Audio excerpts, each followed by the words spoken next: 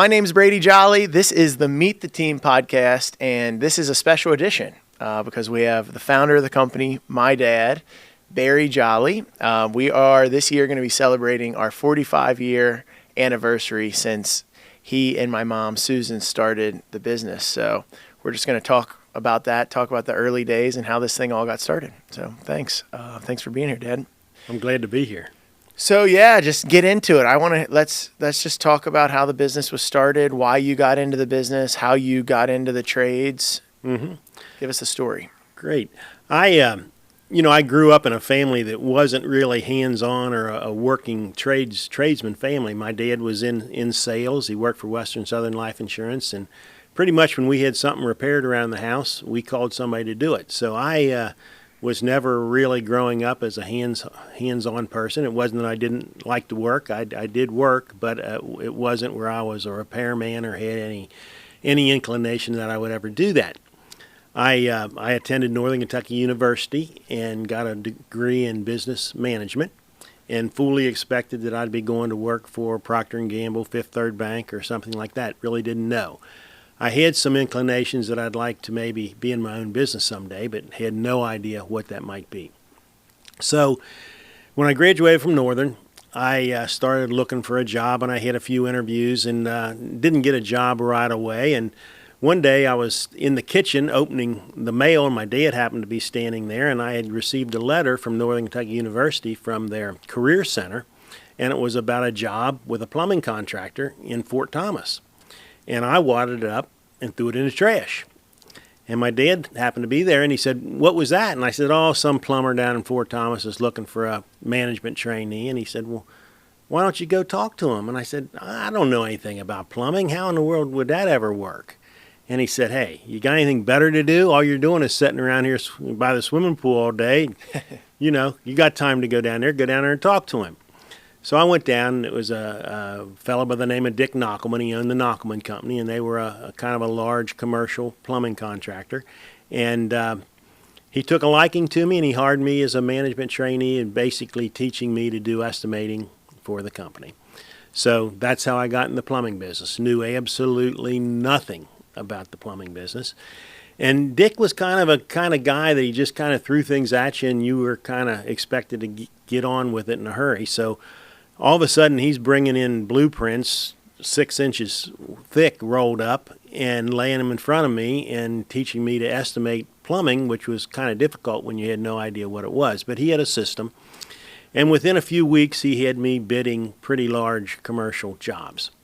And that went on for a good while and went pretty good. There was some tough times, but can you tell us about? I know a couple of the stories. Tell us about some of the challenging bids that you had to give and some of the mistakes that you. Yeah, at first when I started bidding, I was naturally being careful, and I was high on a lot of my bids. And then as I started getting more confident, I started getting closer on the bids. But I was bidding Fairfield High School for the Fairfield Board of Education, and it was a $550,000 plumbing job, and that was back in 1976, so that was a big job. And when you go to these bid openings, the engineers would be there, the architects would be there, the school board would be there, all the contractors would be there, union contractors from around the city, and they would open those bids publicly right in front of you. So as they opened the bids, everybody's bid was in the $550,000 range, and mine was $350,000. I was $200,000 low. So that's a lot of pressure. They're opening the bids right in front of you. It's a lot of pressure, especially for a 22-year-old who really doesn't know what he's doing. So after the bid opening, I called my boss, Dick, the owner, and I said, "Dick, we're low bidder, but we're way low." And he says, "How low are we?" And I said, $200,000. And there was a long pause on his side of the phone, and he said, "Come on back, we're bankrupt." So I hopped in my company vehicle and I headed for home, and you can imagine how I felt coming back to the office that day. And fortunately, he had a relationship with the engineers and the architects, and you are bonded to do those jobs. They could have forced us to do those jobs, but he had a relationship with them and was able to get us out of that. So it was a tough learning experience. As we reviewed the bid, I just simply I left out a whole floor of the building, and he reviewed it and he missed it as well. But it was just a Sure. unfortunate thing. So Okay, so you were in the office and you were kind of running the office at the Dick Knockelman Company, right? Well, not at the beginning. There was we had an office manager, and Dick, the owner, was in the office, and we had a service manager, and me. I was low man on the totem pole. I was the estimator, and so as it turned out, Knockelman Company was struggling a bit, but even before I got there and was doing the bidding, so he had to do some cutbacks. And I was aware that he had to do some cutbacks. So I had been there about a year, and he came into my office and had to sit down and talk with me, and I knew something was up, and I just thought I was going to get laid off. And as it turned out, he asked me, he said, "Barry, do you think you could do the estimating and run the service department?" He said, "I'm thinking about letting the service manager go if you think you could handle both these things." And of course that sounded great to me rather than losing my job. Susan and I were at that point probably just getting ready to get married. We were starting to build a home, and so I had to have a job. So I was glad to do that. And then the next step was he started working in the field himself, Dick did, and so then that just left me and the office manager in the office, and I started doing a lot of his responsibilities. And then about 8 months later, he came in and said, "I'm going to lay the office manager off and just hire a $5 an hour girl to answer the phone, and you need to run the office." So within about a year and a half, 2 years, I was, not by any great things I was doing, I don't think, but just by attrition, I was running a pretty nice-sized plumbing company. And so I was kind of learning to go operate under some difficult situations. So Sure, and then tell us the story about how that turned into you working in the field. Well, what happened next was he was a union contractor, and because he was union, his prices were somewhat high, and it made it difficult to compete in the residential field. So he wanted to open a strictly residential plumbing company. Well, of course, the union would frown on that. They wouldn't allow him to open an open shop as well as a union shop. So he started a company, enlisted his wife as the owner. Louise, his wife, was the owner, and he named it the Jolly Company and asked me if I would run it, making people think that I owned it. Wow. So I had never worked in the field, didn't know anything about working in the field. So we hired a journeyman plumber, and I worked with the journeyman plumber in the field, and then in the evenings I would do the paperwork and the books. And so we're going into people's homes. I'm the helper, and at 22, 23 years old, honestly, I'd look like I was about 17. So people, they're talking to the plumber thinking that they're talking to the owner, but I'm the helper is the owner. I mean, it was a really, really unusual situation. Finally their gaze would have to come over to me and start talking about that. So we did that for a year. And, in the service business in plumbing, you kind of do a lot of the same things over and over again. And as it turned out, I was a pretty quick learner at that kind of thing. And I learned how to install faucets and water heaters and things like that. So I found myself, if I didn't think I could fix something, we'd sell them a new one. So did a lot of that. And so after a year, I decided that I wanted to go into my own business. And that's when we started. And originally, the Jolly Plumbing was called Brady Jolly Plumbing. That's what. So there was, at one time, there was the Jolly Company and Brady Jolly Plumbing both running in Campbell County? Yes. Dick hired somebody else to run the Jolly Company, and that lasted about 6 months. That had to be confusing for people. It was. But people, in that year's period, people had gotten to know me, and, everybody we worked for, I was in their house, so I got to know them personally, and they had my contact information and so forth. So in their mind, the purpose was to think I was the owner, and they did. And Okay, so 1979, you start the business, it was August, right? Is that Yes, when you August finally August launched? 1st of 1979. Okay, so August 1st, 1979. What was that day like in the weeks following? Right.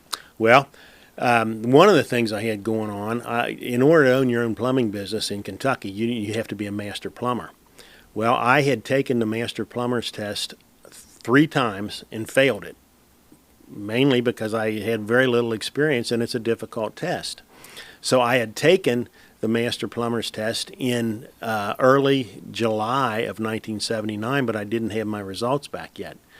So I actually started my business without a master plumber's license, hoping that I passed that last test. So during the end of July, when I was leaving the Jolly Company, of course, those customers thought it was me and they were calling me. So I had accumulated a little bit of work and some customers. So I had the very first day I had things to do. Of course, I started out. I had to buy a truck and I had to get money. So I didn't have any money. Susan and I were building a home, and in fact, we had just gotten it done. I had no equity in the house, and very little money. So I thought, well, I'll just go up to my local bank. I knew the president. He was a great friend of my dad's, and I thought I need about $15,000. I'll just go up and he'll loan it to me. So I sat down and he said, Barry, he said, I'd love to loan you the money, but do you have any collateral, or what are you going to put up for it? You're starting a business. And I said, I don't have much. I got a set of golf clubs and that's about it. And he said, well, I'm not going to be able to do that. Do you think your father would sign a note for you, sign the loan? And I said, oh, I think he would. So my dad certainly did. And so I got a loan for $15,000. The payment was $156 a month. And I went and I bought a truck, and I paid $5,000 for the truck, paid $5,000 for some tools, and I kept $5,000 just to help me get started. And once I got those tools in that truck, I started, and I was never not busy a day. I had some jobs to do, and it was, of course, back then, it was all word of mouth. And so it was ultra important that every customer was pleased with what you were doing, because, that was what you were depending on, is their referral.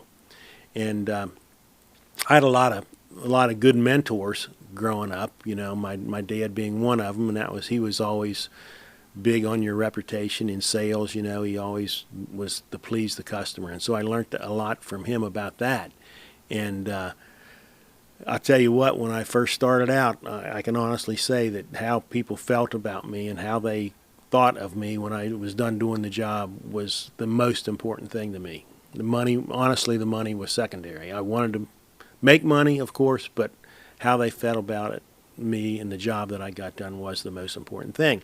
And of course, I'm still very, very inexperienced. So, that was challenging sometimes. There was things I'd get into that I wasn't real experienced at, and so I was fortunate enough to have some older friends that were in the business, and they would help me out during those times, and I just had to learn under fire, quite honestly. So when, since I was a kid, you and Mom instilled that customer service expectation with running a business, and just like deep level of customer service and above and beyond customer service. I'm curious, and I don't think we've ever really talked about how that developed in you and why that was so important when you started the business. Well, one of the things that I did know about the plumbing business, there's a certain vision you get when you talk about a plumber, and especially back then. I mean, there's the butt crack, and there was an image you had of a plumber. These are hard-working guys with dirty hands,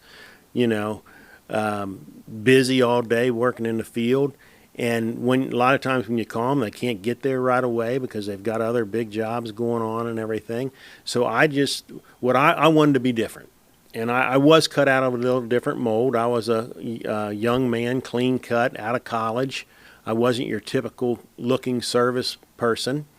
I tried my very best to dress neatly all the time to give a different appearance. I had some skills at talking to a customer. I had a minor in public speaking, so I had learned how to talk to people, and had a little bit of personality anyway, and people, like that, so I was able to use that to my advantage. But as far as customer service, I knew that the other plumbers weren't getting to people the same day, and so Susan and I just decided that's the way it was going to be. And as I began to grow and have other trucks, of course, Susan was answering the phone, and it got to be a funny thing, but it's got to be done. She would call, and it might be 3:30, 4 o'clock, and the service guys would hate when she was calling because, hey, it's got to be done. And that, there wasn't any question about it. It's just whatever it took, we had to work as long as it took. When we first started out in business, you asked about what I did on that first day. Well, I was willing to do anything to keep busy.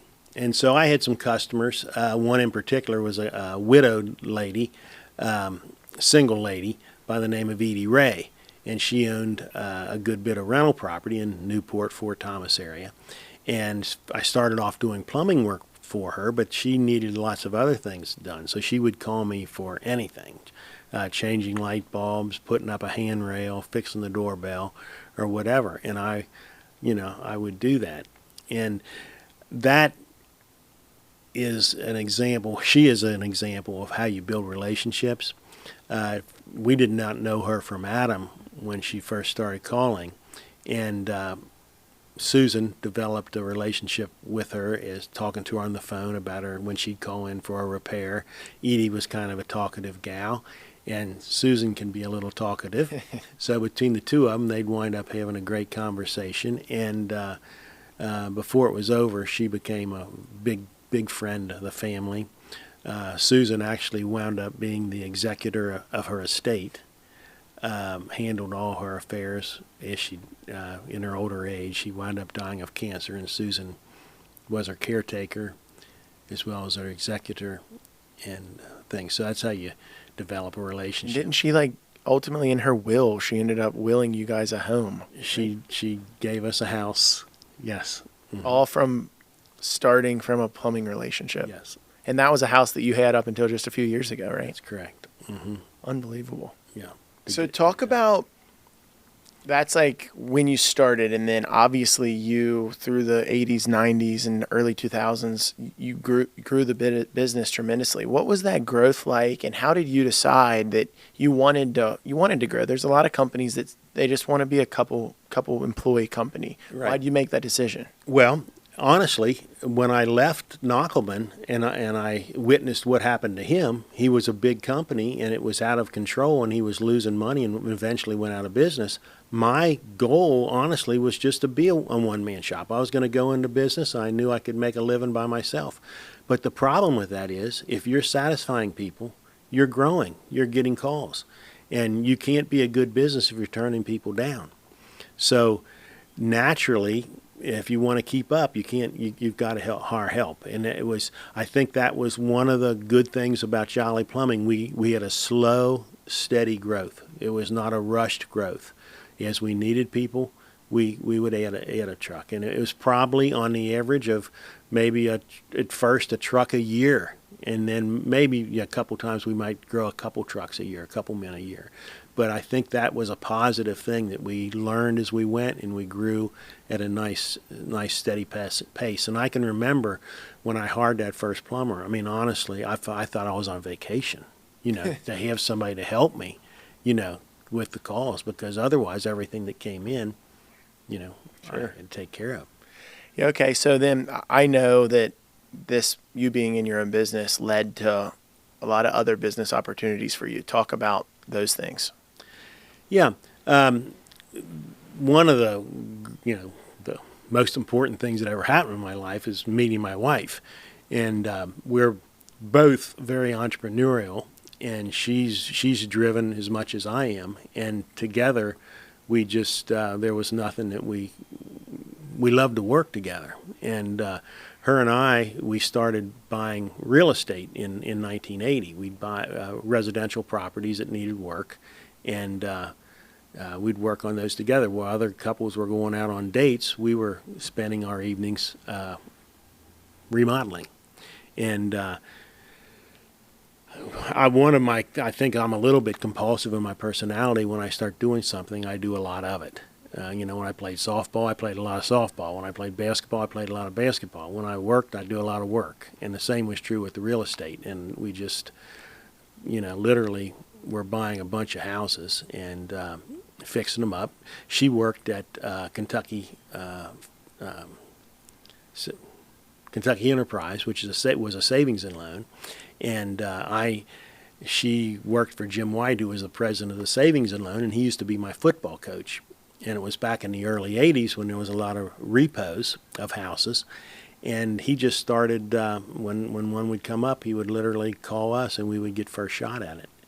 And so he would loan me the money for the fix-up and for the buying the house as well. So I would be buying these for no money down, strictly because he knew we'd do a good job on them and be able to turn them over.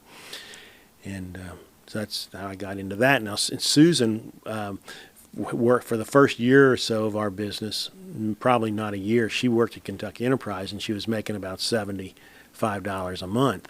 And, it didn't take me long to realize that she was of more value at home than she was working down there. So then she came home, and we started having kids, and so she was answering the phone, cooking lunch, dinner, and taking care of the kids and answering the phone and dispatching calls and everything else.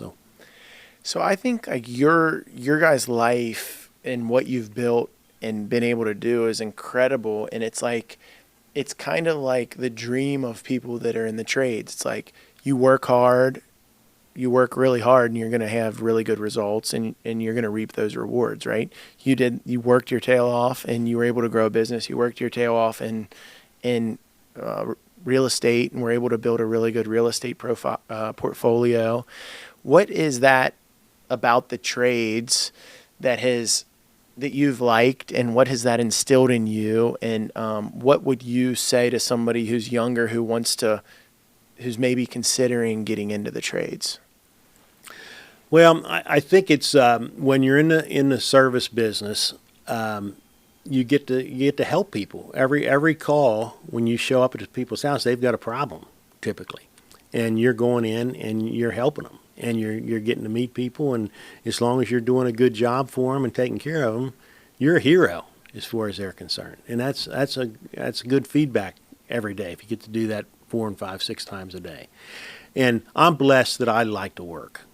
I think about, what would have happened if I'd have went into business that something was really fun. I mean, unclogging sewers and things people don't look at as being fun, but I can honestly tell you that I enjoyed every day of work when I was doing that. Sure. Being in business is a big responsibility. First of all, when you first start out, you've got the responsibility of your family. You've got to make a living. And, there's pressure there. And then as you grow, your responsibilities grow. You've got that same responsibility to your employees. They're depending on you for their paycheck. You've got your vendors. When you grow, you're spending a lot of money with vendors, and they're counting on that money to support their employees and their household. So being in business is a big responsibility. And that's one of the things I'm proud of with Jolly Plumbing, is that we have always taken care of our employees, and we've always taken care of our vendors. Never, in 45 years, there's never been a payday that there wasn't a check waiting for those employees. And not very many small businesses can say that. And the same is true with vendors. One of my other mentors in business was my Uncle Jack Morris. And I was always so impressed with him. When I would work for him, I would give him a bill, and it was like 2 days later I was getting a check in the mail. I don't know how he got it to me so fast, but I was always super impressed by that. And for a while, when I was smaller, I tried to do that as well until it became unrealistic to pay one bill at a time. And, so we had a certain day of the month that you'd pay your bill. But keeping your good name is not only with customers, it's with your employees and your vendors as well. Yeah. Okay, so let's talk about fast forward towards the tail end of your career. You'd grown this great business. Of course, me and my 4 sisters were growing up? Like, what were your thoughts there? And then obviously, 2014-ish, I kind of came in the business and took over. Like, tell us from your standpoint, the mindset there, what you thought was going to happen with the business, and then what ultimately did. Right. Well, Susan and I had 3 girls to start things off, and didn't think we was ever going to have a boy. And as the girls grew up, they all worked in the business, answering the phone. Of course, for a long time, the business was in the house, so the girls knew when that phone rang, they might be crying, arguing, fighting, playing, whatever it was. They had to stop and be quiet while their mom answered the phone. And then when they got old enough to answer the phone, good morning, Jolly Plumbing, just like they were professionals at it, and they learned to do that. And they worked in the office as well, but they never did really have, other than just light interest, they never did have a real business interest. They all had other interests that they were involved in. And so in the early years, I wasn't sure what was going to happen to the business. And then I was blessed to have a son, Brady, and from that day forward, it just seemed like that was going to be the natural thing. That's when you and I were together, we were either talking about sports, going to a sporting event, or talking about the business, and it just became a natural thing. And you basically were living it right alongside me most of the time. So I think you had an education from the very beginning, and it was just a real blessing that it was a natural transition for you. And Yeah, I think that's like, I get that all the time. Like, oh man, family business, that must be tough, and kind of like, yeah, I know a lot of people, it's really challenging, but right. That wasn't our experience. It was extremely natural. And, I look back at what you and like now that I'm in the role I'm in, thinking about what it would be like to pass this on to a child. And like one of my kids, how you guys handled that was really incredible. And, with all the trust in the world, and probably way too much trust when I was younger and didn't really know what I was doing. So I really admire, just how much leeway you guys gave me in that time. Yeah, I think a lot of people, when they retire, they have trouble stepping away, and I don't think I did. I think, pretty much from when the day you took over, it was yours, and I was there if you needed me, and otherwise, sure, you do it. So talk about when you look at Jolly now, Mm-hmm. and just what you think of it, and what are your thoughts, like knowing the whole history of the whole company, and from the day, putting yourself back to the day you started it, could you have thought about what it's become now? No, I'm really amazed at where Jolly Plumbing is at right now. I'm very proud that the core values are the same. You've been able to maintain the growth and while maintaining the core values, and doing a tremendous job of that. So I'm extremely pleased with that. But I think what I always think about, I think I had a certain skill that allowed me to start the business, and I think that I probably got to the point of where I was going to be, as the max it was going to be, and I think that you had a different skill to take it from that point on, and so I'm pleased with it. I'm a big supporter, and hope I can continue to be a little part of it as we continue to grow. Absolutely. So we're 45 years in, celebrating our 45-year anniversary this year, which is, I think, is really cool. I think the stat is most small businesses don't last a year, and here we are 45 years into it, and that's because the foundation that you and Mom were able to build all those years ago.